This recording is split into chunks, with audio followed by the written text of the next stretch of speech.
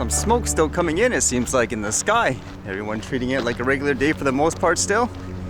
And what's going on today? How about this one, where apparently in Guelf, they're saying they're gonna fly drones around the area to collect data and so forth, and they're, I guess, alerting people about it.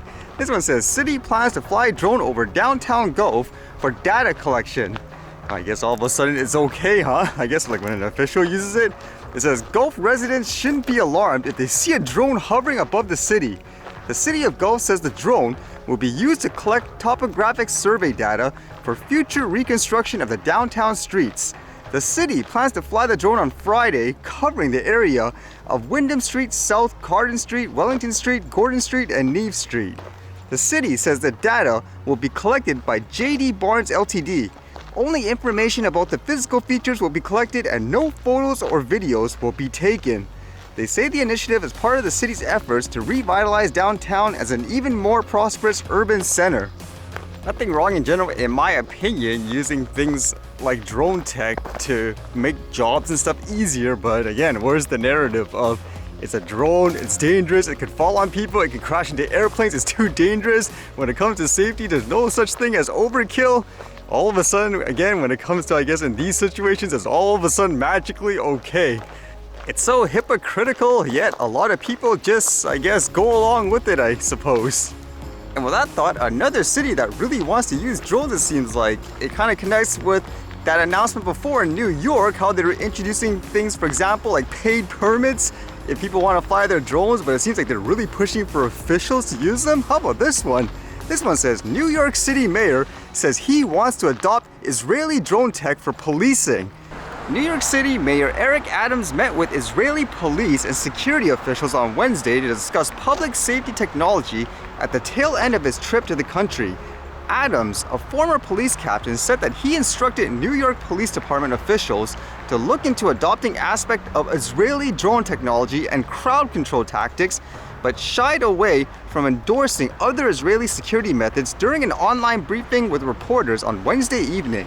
So many police forces across the globe, they use various methods that are not suitable in our city, and we're not going to use any methods that do not conform with our rights and laws of our country, Adams said when asked about Israeli security tactics that have been criticized by rights groups, including using facial recognition technology to identify Palestinians.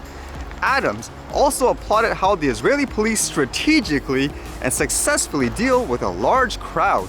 As he says here, some methods we may not use, but there are other methods that they use that they're really humane in nature, Adams said, and as when we had similar incidents in our city, how do we do it in the correct way?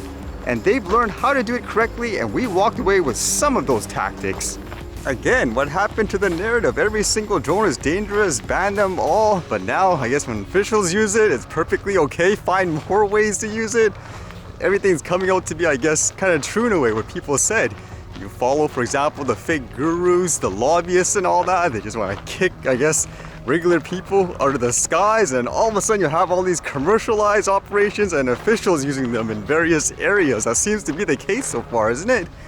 I guess at least there's one thing I could say during these times. Fortunately, I didn't fall for any, quote, fake gurus or lobbyists.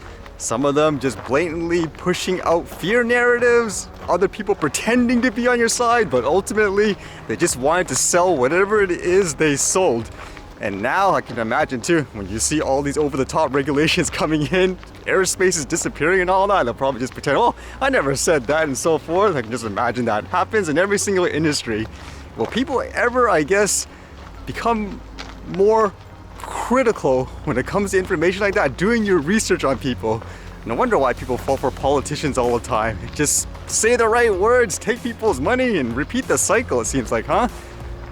And in terms of regulations and stuff, this is actually kind of interesting with that thought of rules and laws, because as you know, there's been a wildfire in the province, and in some places, they've basically evacuated everyone, but there's some people who insisted they want to stay. Like here it says, evacuation defiance threatens BC wildfire fight, minister says as rain raises hope. British Columbia's emergency management minister is calling for unity in the fight against the province's wildfires as she decried people defying evacuation orders to try to defend their properties. Doing so puts at risk the unified strategy for battling the worst wildfire season in the province's history, Bowen Ma said Wednesday. I know that some people want to stay and fight, she said at a news conference. I understand that, but it is also my duty to be clear about the risk to people and emergency crews. Let me be clear, our collective fight is with the wildfire, but in order to do this, our efforts need to be united. Disputes around the handling of the fires and the shift swap came after amid progress on other fronts of BC's firefight that has forced the evacuation of more than 25,000 people. Now you may be wondering, why the heck would anyone stay behind when there's such huge fires and all that? Apparently, according to this, it's because a lot of people feel that the firefighters aren't doing enough or anything to save their property, so it'll eventually burn down. So because of that, they are staying behind. And like it says here for one person, he said waiting for firefighters wasn't an option with his home and marine business at stake, so banding together with others who stayed to fight the fires was the only option.